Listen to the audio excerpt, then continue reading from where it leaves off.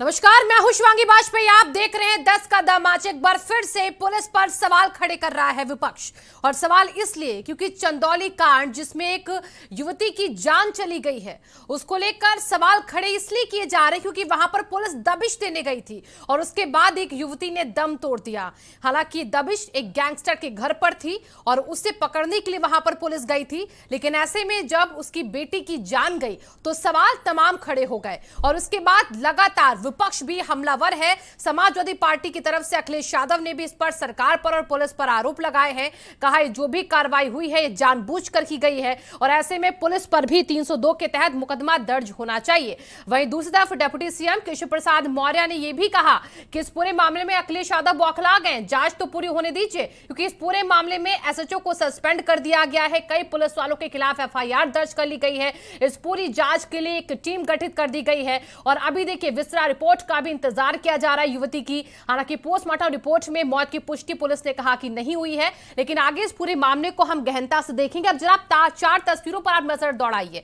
एक तरफ मृत पड़ी युवती आपको नजर आ रही है, घायल सिपाही आपको नजर आ रहा है, टूटी पुलिस की बाइक आपको नजर आ रही है और मौत के बाद का आपको तनाव नजर आ रहा है क्योंकि पुलिस का सिपाही भी इसमें घायल हुआ है। पुलिस की बाइक को भी यहां पर तोड़ा गया था और सबसे पहले एक मृत पड़ी युवती की तस्वीर जो आपको दिख रही है, इसी पर पूरा सियासी बवाल मचा हुआ है।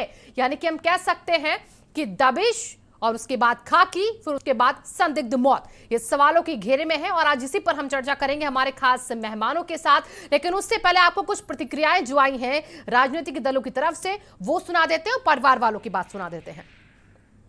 पीड़िता पुलिस आई, जबरदस्ती चढ़ गई। 2 ही बच्चियां घर में थी और बड़ी बच्ची को पुलिस ने मारा पीटा और छोटी को इस घर में बंद करके मारा और बड़की को जब लगा चोट वो मृत्यु हो गई। तो ये सब उतर करके उसको पंखी में बांध कर भाग गए। कि जैसे हमारे लड़की का जान गया, अगर दोषी है पुलिस वाला तो उसको भी फांसी की सजा दी जाए। चंदौली के बारे में वहाँ के हत्या करी गई है डिस्ट्रिक्ट मजिस्ट्रेट और पुलिस अधीक्षक ने प्रेस वार्ता करके सभी चीज़ों को स्पष्ट कर दिया है। मृतका का पोस्टमार्टम एक पैनल के द्वारा कराया गया है तथा उस पैनल में की वीडियोग्राफी भी कराई गई है। इसके अतिरिक्त घर वालों के घर वाले हैं, लड़के हैं, पक्ष था उसके हिसाब से अभियोग भी पंजीकृत कराया गया है और संबंधित थानाध्यक्ष के विरुद्ध भी कार्रवाई की गई। एसपी ने स्पष्ट किया है कि विवेचना के दौरान जिस तरह के साक्ष्य आएंगे उस हिसाब से ही कार्रवाई की जाएगी। अखिलेश यादव जी बौखलाए हुए हैं। अगर कोई पुलिस वाला गलत करेगा तो उसके खिलाफ कार्रवाई होगी, लेकिन अपराधियों को पकड़ने के लिए अगर कोई पुलिस गई है और उस पुलिस के जाने के बीच में इस प्रकार की घटना हुई तो दुखद है। मैं इस पर निश्चित तौर से दुख व्यक्त करता हूं और परिजनों को सांत्वना देता हूं, और लेकिन इसकी जांच करके अगर किसी भी प्रकार से दोष पाया जाएगा तो कार्रवाई होगी। पुलिस ने जानबूझकर ये घटना की है। पुलिस ने जात के आधार पर घटना की है। जो वहाँ के इंस्पेक्टर हैं या जो वहाँ के पुलिस के लोग हैं उन्होंने जानबूझकर ये घटना की है केवल डराने के लिए। अगर उसकी बहन की जान गई है और बहन अस्पताल में है तो इन पुलिस वालों पर 302 का मुकदमा दर्ज होना चाहिए। इन्हीं की वजह से जान गई है। और देखिए चर्चा को आगे बढ़ाते हैं। आपने सुना किस तरीके से अखिलेश यादव हमलावर हो गए विपक्षी के तौर पर। डिप्टी सीएम केशव प्रसाद मौर्य उस पर पलटवार कर रहे हैं। वो कह रहे हैं अखिलेश बौखला गए हैं और ऐसे में एक मौत के बाद राजनीति, सियासी राजनीति भी शुरू हो गई है। आज इस पूरे मसले पर चर्चा करेंगे कि जब आखिरकार जांच जारी है तो सियासी बवाल क्यों मचा हुआ है। हमारे साथ हमारे जो खास मेहमान जुड़े हुए पैनल में एक एक करके मैं सबसे पहले आपका तारुफ करवा देती हूं। मनोज यादव जी समाजवादी पार्टी से हमारे बीच में जुड़ चुके हैं। मनोज जी बहुत बहुत स्वागत है आपका। वंशराज दुबे जी प्रवक्ता आम आदमी पार्टी से, वंशराज जी आपका भी बहुत बहुत स्वागत है। और संजीव मिश्रा जी भी हमारे बीच भाजपा की तरफ से अपना पक्ष रखने के लिए जुड़ चुके प्रवक्ता के तौर पर। संजीव जी आपका भी चर्चा में बहुत बहुत स्वागत है। सवाल सबसे पहले मेरा आपसे, क्योंकि गैंगस्टर, दबिश और मौत और उसके बाद ये बवाल, ये सियासी उबाल क्यों मचा है? देखिए, कन्हैया यादव एक गैंगस्टर था, जिला बदर था, उसको पुलिस पकड़ने गई थी और जो भी घटनाक्रम हुआ है उसके बाद पुलिसकर्मियों पर तुरंत कार्रवाई हुई। इंस्पेक्टर को निलंबित किया गया इंस्पेक्टर सहित 6 पुलिसकर्मियों पर कार्रवाई हुई। जांच के आदेश दिए गए हैं। एक पैनल से पोस्टमार्टम कराया गया है। पोस्टमार्टम रिपोर्ट के आधार पर ऐसा कुछ नहीं साबित हो रहा है, ये सबको अब मालूम है। दूसरी चीज़ ये है कि विसरा की भी जांच की जा रही है, फॉरेंसिक जांच के भी आदेश दिए गए हैं और टोटल घटनाक्रम के जांच के आदेश दिए गए हैं। मुझे लगता है कि इसमें जो दोषी होगा उसको बख्शा नहीं जाएगा। लेकिन मैंने देखा कि जिस तरीके से विपक्षी दल एक गैंगस्टर को बचाने के लिए या गैंगस्टर पर इस तरीके की बात कर रहे हैं। अब एक राजनीतिक दल के राष्ट्रीय अध्यक्ष तो कह रहे हैं कि साहब ये जाति विशेष के आधार पर काम हो रहा, तो जाति विशेष के आधार पर और क्या जाति विशेष के ही लोग गैंगस्टर हैं? मुझे लगता है कि इसमें राजनीति न करके अगर कोई सुझाव होते और कोई इसमें और अच्छे तरीके से इसको हैंडल किया जाता, मुझे लगता है वो ज़्यादा बेहतर रहता। लेकिन दुर्भाग्य है कि विपक्ष ने जिस तरीके से इस मुद्दे को न सिर्फ तूल दिया बल्कि इस तरीके से दिखाने का प्रयास किया है कि जिससे कि पूरे प्रदेश में एक माहौल बिगाड़ने का काम कर रहे हैं। मुझे लगता है कि इसमें इनको संशोधन करना चाहिए और जो वास्तविकता है इसमें कोई दो राय नहीं है कि अगर वहां गलत हुआ होगा तो पुलिसकर्मियों पर भी कार्रवाई हो रही है, प्रथम दृष्टया कार्रवाई हुई है और आगे भी अगर इस तरीके की स्थितियों को बहुत साफ हुआ होगा तो उन पर और कार्रवाई हो सकती है। लेकिन जिस तरीके से पूरे घटनाक्रम को मोड़ा जा रहा है, मुझे लगता है कि वो चिंताजनक है। ठीक है, चलिए सुना आपने वंशराज जी क्या कह रहे हैं। संजीव जी कह रहे हैं कि जांच तो चल रही है, जांच हम आगे कर रहे हैं, लेकिन उससे पहले ये सियासी रंग इसको देने पर क्यों जुटे हुए हैं विपक्षी दल? ये जाति का चश्मा इसको भी क्यों ओढ़ाने की कोशिश की जा रही है? आपको क्या लगता है कि हमें थोड़ा सा इंतजार करना चाहिए जांच रिपोर्ट पूरी होने का, उसके सामने आने का, तब जाकर सवाल खड़े करने चाहिए? शिवांगी जी देखिए, इसमें कोई दो राय नहीं है कि अगर आप जो है किसी अपराधी के ऊपर कार्रवाई करते हो, किसी गैंगस्टर के यहाँ दबिश देते हो, इसमें कोई किसी पार्टी कोई ऐतराज नहीं है। बिल्कुल आप अपराधियों के ऊपर कार्रवाई करिए, उनको जेल में डालिए, उनके ऊपर शिकंजा कसिए। लेकिन ये जो भारतीय जनता पार्टी की सरकार लगातार 2017 से एक उदाहरण सेट करने का काम कर रही है कि चाहे वह खुशी दुबे का मामला हो, जो 3 दिन की नवविवाहिता थी, उसकी कोई गलती नहीं थी और आज 1.5 साल से 2 साल से वो जेल की सलाखों के पीछे है योगी आदित्यनाथ जी के इशारे पर। संजीत यादव, एक कानपुर का नौजवान 28 साल का, जिसका अपहरण होता है, पुलिस उसके परिवार से 30 लाख रुपए रकम इकट्ठा करवाती है कि आप लेके जाइए अपहरणकर्ताओं को दीजिए 30 लाख रुपए। और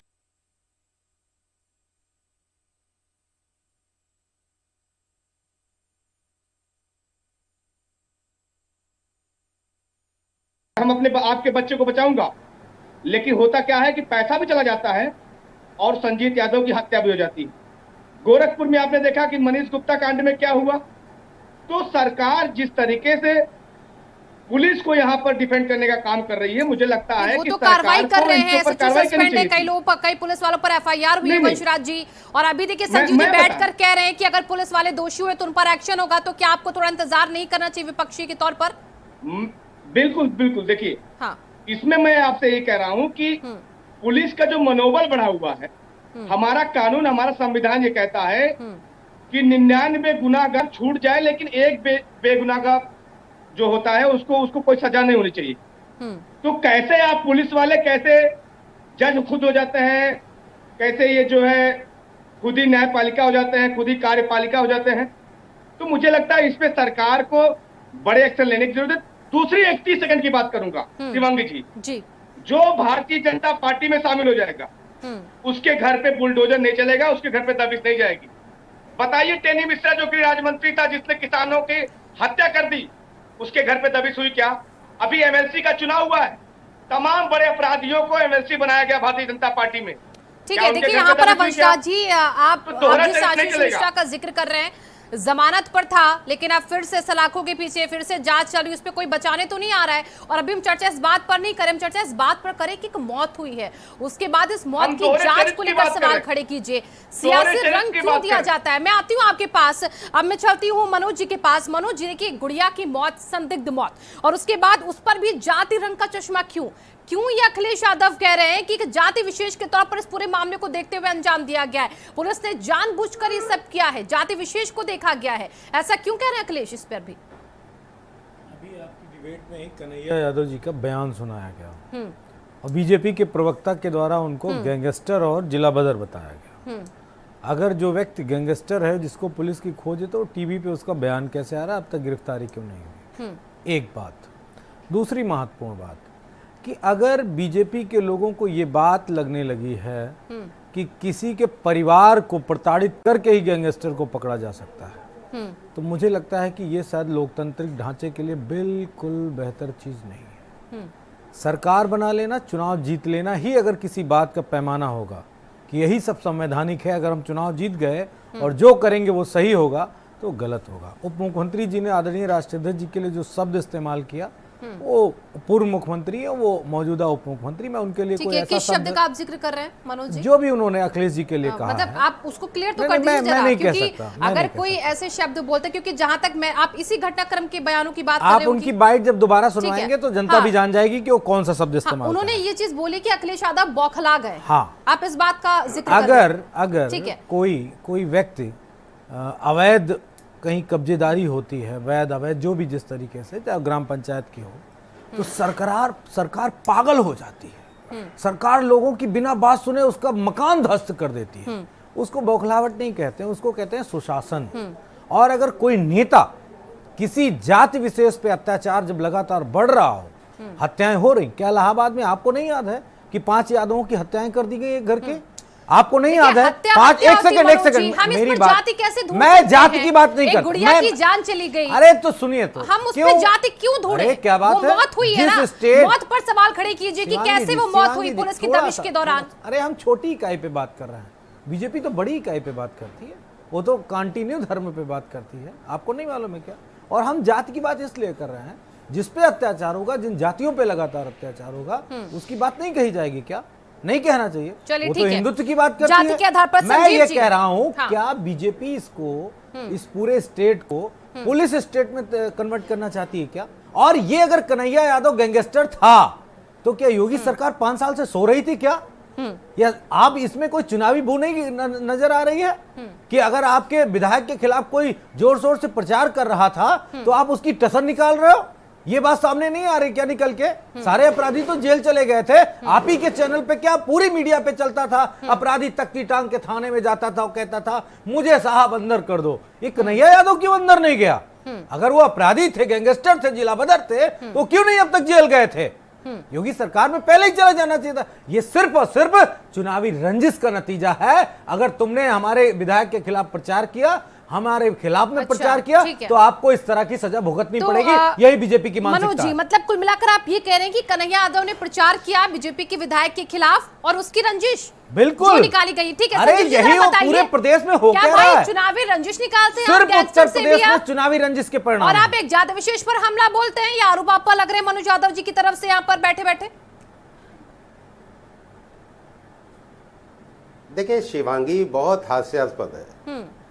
जिस तरीके की भाषा और जिस तरीके की बात समाजवादी पार्टी की तरफ से आ रही है, वो अप्रत्याशित है। आप कहेंगे कि जाति विशेष के ऊपर वो हो रहा है, मतलब आप अपनी जात के ऊपर आरोप लगा रहे हैं कि हमारी जात के सब गैंगस्टर हैं क्या? मुझे नहीं समझ में आता कि किस तरीके की भाषा है ये।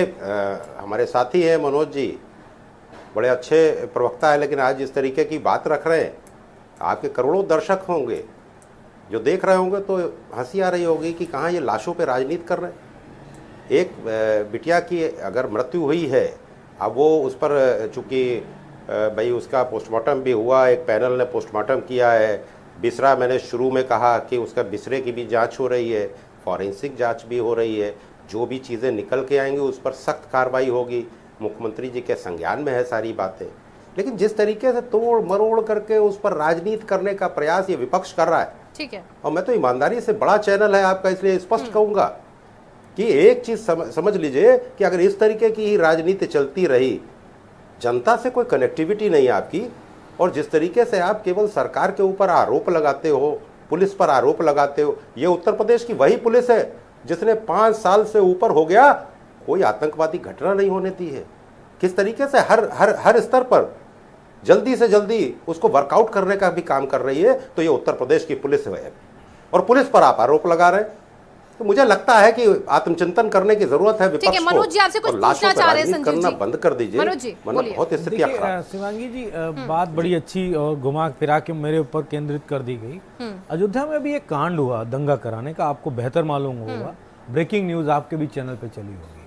वो कौन लोग थे, किस विचार के थे, किस मानसिकता के लोग थे, उनके घर पे पुलिस ने दबिश क्यों नहीं डाली, उनके यहाँ किसी की मृत्यु क्यों नहीं हो गई? ये तो होना चाहिए ना। आखिर वो इतना बड़ा दंगा कराने की प्रयास कर रहे थे, लॉ एंड ऑर्डर योगी सरकार का बिगाड़ने का काम कर रहे थे, वो सिर्फ सिंपल पकड़ गए सब, बस सारे लोग गिरफ्तार हो गए, जेल चले गए। लेकिन अगर विपक्ष का कोई नेता है, कार्यकर्ता है, उस विचारधारा का व्यक्ति है, तो उसके यहाँ तांडव होगा, उसके यहाँ मकान गिरेगा, उसके यहाँ बुलडोजर चलेगा, उसके यहाँ हत्या की जाएगी। शिवांगी मैं जवाब दे दूं। हाँ बोलिए बोलिए संजीव जी।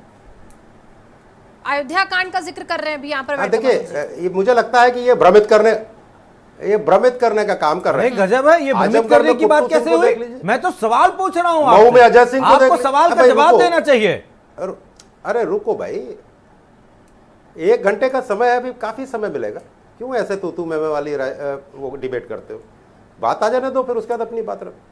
तो मैंने कहा कि कुट्टू सिंह आजमगढ़, मऊ में अजय सिंह की बिल्डिंगें ढाई गई, तब ये विपक्ष को नहीं समझ में आ रहा था ये कौन लोग हैं। लेकिन सवाल इस बात का है कि केवल अगर कहीं किसी जगह कोई गैंगस्टर होता, अभी अगर मान लीजिए मुख्तार अंसारी के खिलाफ कार्रवाई होती है तो साहब वो मुसलमानों पर अटैक हो रहा। अब किस तरीके से कन्हैया यादव पर अगर कार्रवाई हो रही है तो साहब यादवों पे कार्रवाई हो रही। अरे ये राजनीति का तरीका रह गया। अरे सिस्टम बदलिए, मानसिकता चेंज करिए, और गैंगस्टरों पर और अपराधियों पर जिस तरीके से संरक्षण का आपके ऊपर आरोप लगता है, अगर इसी तरीके की स्थिति रही तो मुझे लगता है कि उत्तर प्रदेश की जनता आपको माफ नहीं करेगी। आपके जवाब आ जाएंगे। मुझे बड़ा हास्यप्रद महसूस हो रहा है, ब्रजेश प्रजापति बांदा से बीजेपी के विधायक थे, चुनाव से पहले शिवांगी जी समाजवादी पार्टी में आते हैं, चुनाव लड़ते हैं, और जैसे परिणाम आता है ब्रजेश प्रजापति की पूरी इमारत अवैध हो जाती है, उसको गिराने के आदेश हो जाते हैं। दूसरे विधायक जो आते हैं शाहजहांपुर वाले वर्मा जी, उनकी भी पूरी बिल्डिंग अवैध हो जाती है और उनपे बुलडोजर चलने लगता है। कौन सी मानसिकता की और कौन से आप निष्पक्षता की बात कर रहे हैं मिस्टर? इस तरह की बातें करके जनता को भ्रमित मत करिए। आप अपनी जिज्ञासा, जो आपके मन में आपकी विचारधारा है और जो आपके अंदर विपक्ष के लिए आक्रोश है, जो नफरत है, उसको आप स्पष्ट टीवी पे कहिए कि या तो तुम हमारी पार्टी में आओ या तो फिर अपना घर गिरवाओ। इस तरह की बात कहिए। बीजेपी ज्वाइन कर लो, आप गैंगस्टर हो, जिला बदर हो, कुछ भी हो, कोई दिक्कत नहीं है। ज्वाइन करता है उसके घर पर बुलडोजर नहीं चलता, उसके खिलाफ कार्रवाई नहीं होती है। संजीव जी अब इसका जवाब दीजिए, फिर मैं वंशराज जी के पास चलूंगी। अब नहीं, समाजवादी पार्टी को अगर जिनकी अवैध बिल्डिंगें हैं उन्हीं को ज्वाइन कराना है तो उनसे पूछ लिया करिए, एक फॉर्मेट तैयार कर लीजिए कि अगर आपकी अवैध बिल्डिंगें हैं तो मत ज्वाइन करिए, या अवैध बिल्डिंगों वालों को या गैंगस्टरों को या अपराधियों को इनको संरक्षण क्यों दे रहे हो भाई? ये क्या तरीका है? और इसीलिए कहा जाता है उत्तर पार्टी में वो लोग थे तब उनकी अवैध बिल्डिंग नहीं दिख रही थी। शासन प्रशासन आंखों से अंधा, कानों से बहरा हो गया था, मुंह में जिभ्या नहीं रह गई थी, सारी चश्मे खत्म हो गए थे, पावर आपकी भी तो सरकार थी उससे पहले।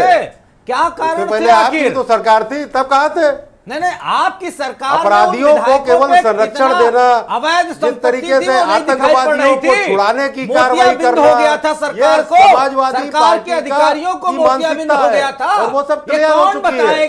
उत्तर प्रदेश की जनता ने अभी 10 मार्च को तो जवाब दिया। कौन जांच करेगा? जनता ने भी 10 मार्च को जवाब दिया ना, अवैध नहीं है, प्रशासन ही तो करेगा। ये विपक्ष तो बताएगा नहीं कि किसका अवैध है, किसका अवैध नहीं है। मुसलमानों को धोखा दिया। प्रशासन का काम है। 2012 में एक आंख वाले लोग हो, हाई स्कूल के बच्चों को प्रयोग नहीं करूंगा। आप एक टैबलेट आंख से देख रहे हो, सरकार में नहीं दी, लगातार एक आंख से देख रहे हो। और मुसलमानों को किस तरीके से आपने भ्रमित किया, धोखा दिया मुसलमानों को। 2012 में आपने कहा कि मुसलमानों को आरक्षण देंगे और 5 साल की सरकार में आपने उनको कहीं कुछ नहीं की दिया।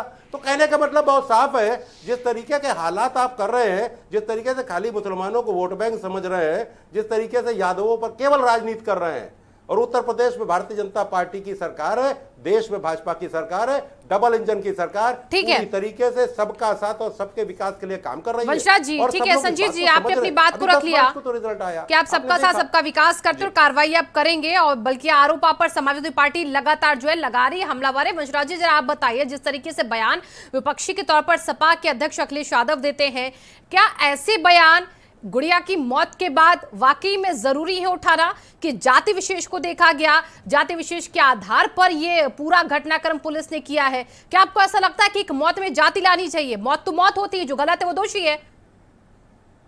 देखिए शिवांग जी, बिल्कुल ठीक बात है कि जात की कोई विषय वस्तु यहाँ पे है ही नहीं। संजीत यादव का मैंने उदाहरण दिया, खुशी दुबे का मैंने उदाहरण दिया, जो किसानों की हत्या हुई उसका उदाहरण दिया। अभी प्रयागराज में ब्राह्मणों 4-5 एक ही परिवार के 5 लोगों की हत्या हो गई थी। तो जात की कोई बात नहीं है, लेकिन सरकार उदाहरण क्या सेट करना चाहती है? आखिरकार आज पुलिस का जो इतना मनोबल बढ़ा हुआ है कि पुलिस ही खुद को सब कुछ समझ बैठी है, कस्टोडियल डेथ हो रही है, ये आखिर क्यों हो रहा? इसके पीछे सीधा सीधा कारण, आप अगर भारतीय जनता पार्टी के मौजूदा विधायकों की लिस्ट निकालेंगे शिवांगी जी, तो लगभग 150 ऐसे विधायक आपको मिलेंगे जो सरकार में बैठे हुए, जिनके ऊपर गैंगस्टर और न जाने कौन कौन सी धाराएं लगी हुई। उस पर जाने की जरूरत नहीं। जो उप मुख्यमंत्री का भी आप बयान सुना रही थी, 2017 से पहले इनके ऊपर कितने आपराधिक मुकदमे दर्ज थे, उसके बताने की जरूरत नहीं है किसी को। तो क्या केशव प्रसाद मौर्य जी के घर पे बुलडोजर चला क्या कभी इनके घर पे दबिश हुई क्या? देखिए, सवाल यहाँ पे है कि आप उदाहरण क्या सेट करना चाहते हैं। आप बिल्कुल निष्पक्ष है, बहुत अच्छी बात है। उस जिस घर में आज हत्या हुई है, उस बेटी की हत्या की गई है, उसके पीछे आखिर क्या कारण है? और दूसरी चीज, ठीक कहा अभी समाजवादी पार्टी के प्रवक्ता ने कि जब वो व्यक्ति आके स्वयं चैनल पे अपनी बात रख रहा है, तो कैसे ये संभव हो पाया कि पुलिस उसको ढूंढ रही थी? दूसरी चीज, पक्ष और विपक्ष की कोई बात नहीं होती शिवांगी जी। मैं कोई बात रख रहा हूं, मेरा पक्ष है। यहाँ पे भारतीय जनता पार्टी के प्रवक्ता कोई बात रख रहे हैं, ये उनका पक्ष है। ये कोई जरूरी नहीं कि जो बात मैं कह रहा हूं उससे वो सहमत है, जो बात वो कह रहे हैं उससे मैं सहमत हूं। लेकिन जो सच्चाई है, जो नीयत है सरकार की, वो पूरा उत्तर प्रदेश देख रहा है, और बहुत दुर्भाग्यपूर्ण है। मैं फिर से कहना चाहूंगा कि बड़े बड़े अपराधियों को, गैंगस्टरों को सांसद और विधायक तो भाजपा बना सकती है, लेकिन अगर वो विपक्ष के नेता रहते हैं या विपक्षी पार्टी के लिए समर्थन करते हैं, तो उनके ऊपर ऐसी कार्रवाई होती है। ठीक है, चलिए संजीव जी, देखिए आपसे सवाल यहां पर कर रहे हैं वंशराज जी। देखिए, पुलिस अगर इस तरीके से संलिप्त रहेगी ऐसे मामलों में जहां पर उसकी जोर जबरदस्ती से, उसकी पिटाई से किसी की जान चली जाए, तो सवाल तो खड़ा करेगा विपक्ष। और ऐसे में एसएचओ को आपने भी सस्पेंड कर दिया है, आगे भी पुलिस वालों पर एफआईआर दर्ज की है, आगे जांच आगे बढ़ा दी भी गई है टीम गठित करके। तो ऐसे पुलिस कर्मियों को जब तक आप रखेंगे अपने सूबे में, तो वो सवाल आप पर बार बार खड़े करवाने पर मजबूर कर देंगे आपको। तो ऐसे लोगों को भी आपको चिन्हित करना होगा। नहीं, देखिए क्या है शिवांगी जी, अब वंशराज जी कह रहे थे, अब ये तो बता रहे हैं कि उनकी हत्या हुई है। अब ये नेता हैं, मुझे लगता है ये लखनऊ में होंगे या वहां पर, खासतौर से जहाँ की घटना है वहां पर तो नहीं है। लेकिन आप ये अधिकृत तौर पर अगर आप किसी बड़े चैनल पे कह रहे हैं कि हत्या हुई है, तो आपके पास कोई सबूत होगा। उसका सबूत हो तो बिल्कुल सामने आइए, सबूत लेकर के सामने आइए। अगर इस तरीके का सबूत हमें मिल जाता, अभी तो निलंबित किया, लेकिन अगर कोई इस तरीके का सबूत मिल जाता तो उस पर कार्रवाई हो सकती। लेकिन हवा में मत बात करिए। अगर आपके पास कोई भी सबूत नहीं है, कोई तथ्य नहीं है आपके पास, लोग सबूत मिटाने में और अपराधियों तो ऐसे आप सीधे सीधे आरोप मत लगाइए। आप सीधे सीधे आरोप मत लगाइए। आप कैसे कह रहे हैं मौत हुई है? आपको कैसे पता कि हत्या हुई है? आप हत्या की बात कैसे कह रहे हैं? सबूत मिटाने की जरूरत, फिर वही बात, सबूत मिटाया जा रहा है पेट्रोल डाल के ये पेट्रोल डाल के रात में 2 बजे जिस बेटी को जलाया जा रहा था हाथरस में, वो कौन सा सबूत मिटाया जा रहा था? यहाँ पे आज की बात करो ना, कहाँ बहके जा रहे हो? ये हत्या जो बता रहे हो उसका कोई सबूत है, कोई तथ्य है आपके पास? आप लोग कि बड़े चैनल पे हवा में बात कर रहे हो? सबूत मिटाने के हवा में बात करना बंद करो। आपकी सरकार, ये हत्या कैसे कह दी आपने? सरकार के हत्या का कोई प्रूफ है आपके पास, तथ्य है, उसको सामने रखो। नहीं तो ऐसी बात मत कहो, इधर उधर भागने लग जाते हो फिर गलियों में। अपनी बात को छिपाने के लिए इधर उधर गलियों में मत भागो। अगर बात करनी है तो डंके की चोट पे कहो और बड़े चैनल पे बैठ के सही बात कहा करो। ठीक है, देखिए वंशराज जी वो आपका इसलिए ADJ कह रहे हैं लॉ क्योंकि एंड हमें ऑर्डर में भी क्या कहा था संदिग्ध लखनऊ में? मौत कह बताइए रहे बैठ के। हैं। इस पूरे मामले में अभी जांच चल रही है, पोस्टमार्टम रिपोर्ट में खुलासा नहीं हो पाया है कि जान कैसे गई, ना ही उसमें हैंगिंग की कोई बात कही गई है, ना ही अंदरूनी किसी चोट का जिक्र किया गया, इसीलिए विस्तार रिपोर्ट का इंतजार है। शिवांगी जी इसमें कोई कंफ्यूजन नहीं है, इसमें शिवांगी जी कोई कंफ्यूजन नहीं है। ठीक है, उस बेटी की हत्या हुई है, इसमें कोई कंफ्यूजन ठीक नहीं है, है। वो जांच का प्रशासन विषय क्या है बताएगा? वंशराज जी। बिल्कुल, प्रशासन जिसने क्या अगर बताएगा? हत्या की है रात तो में उसके 2 खिलाफ मिनट कड़ा बाद एक्शन जलाने होना वाला चाहिए। प्रशासन बताएगा इस कि तरीके हत्या से हुई किसी नहीं की हुई है। जान लेना दबिश के नाम लाशों पर पे ये राजनीति बिल्कुल करने भी वाले यहाँ लोग पर मुनासिब नहीं है। और इस बात का जिक्र संजीव जी बार बार इसलिए करें क्योंकि अभी इसको लेकर जांच जारी है, इसीलिए इसको हत्या कहना शायद उनको चुप बैठा है। और हमारे बीच देखिए हमारे अगले मेहमान जयकरण वर्मा जी भी जुड़ चुके हैं, कांग्रेस की तरफ से अपना पक्ष रखेंगे। मैं अब जयकरण जी आपको रुक करती हूँ। देखिए यहाँ पर पूरा सियासी बवाल मचा हुआ है, समाजवादी पार्टी जो है एक मौत के बाद लगातार सरकार पर, पुलिस पर हमलावर हो रही है, लगातार सवाल खड़े किए जा रहे, जाते विशेष को यहाँ पर देखा जा रहा है, और अब तो अखिलेश यादव खुलकर बयानबाजी भी करने लगे हैं। क्या कांग्रेस भी अब इस पूरे मामले में अपना पक्ष रखने के लिए आगे आएगी, जिस तरीके से सपा आगे आ रही है इस पूरे मामले में? आपको क्या लग रहा है? देखिए शिवांगी जी, मैं इतना कहना चाहता हूं, उत्तर प्रदेश की सरकार पहले ये तय करे कि इस प्रदेश में कानून नाम की कोई चीज है या नहीं है, संविधान नाम की कोई चीज है या नहीं है। इस प्रदेश को वो हरा भरा देखना चाहती है या लाल कर देना चाहती है? मैं योगी आदित्यनाथ जी से इसलिए प्रश्न करना चाहूंगा आपके माध्यम से, क्योंकि योगी आदित्यनाथ जी इस प्रदेश के मुख्यमंत्री हैं और वो इतने अनुभवी मुख्यमंत्री हैं कि उनके ऊपर सैकड़ों मुकदमे दर्ज थे, कई ऐसी धाराएं दर्ज थी जिसको उन्होंने वापस लेने का काम किया।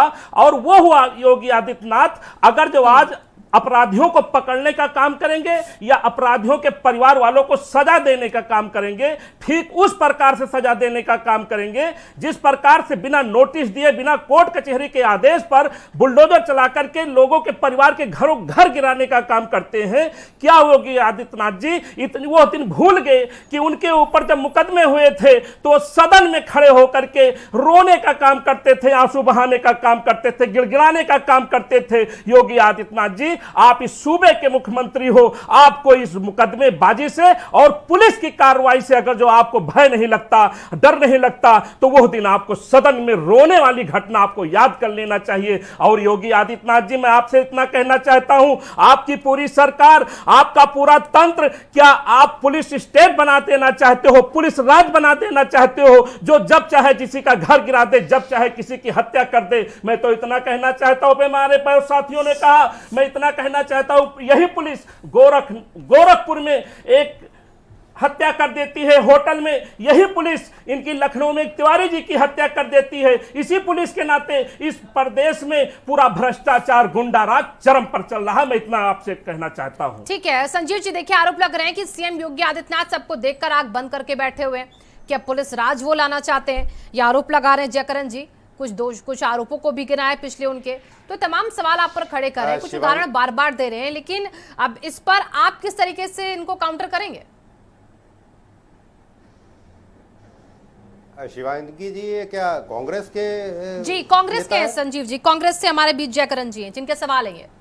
अच्छा, कांग्रेस जी, हाँ, कांग्रेस के नेता हैं तो थोड़ा व्याकुल ज्यादा है, मुझे लगता है शुरू में देर में आए, तो इसलिए मेरी बात अगर शुरू की इनको समझ में आ गई होती तो इस तरीके से व्याकुलता मेरी इसलिए नहीं है साथी, व्याकुल मैं इसलिए हूँ कि इस प्रदेश में हत्याएं हो रही हैं, बलात्कार के जो भी दोषी हैं उनको इनाम दिया जा रहा है, ऐसे अपराधी प्रवृत्ति के लोगों को माला पहराया जा रहा है आपके सरकार के द्वारा, ऐसे जिन लोगों को दोषी पाया गया उनको कहीं न कहीं सहयोग किया जा रहा है, जेल पुलिस के द्वारा उनको अच्छी व्यवस्था दी जा रही है। संजीव जी के जवाब को सुन लीजिए, जयकरण जी, संजीव जी जवाब दे रहे हैं, आप उन जवाबों को भी अब सुन लीजिए, आरोप आपके जो लगे उन पर।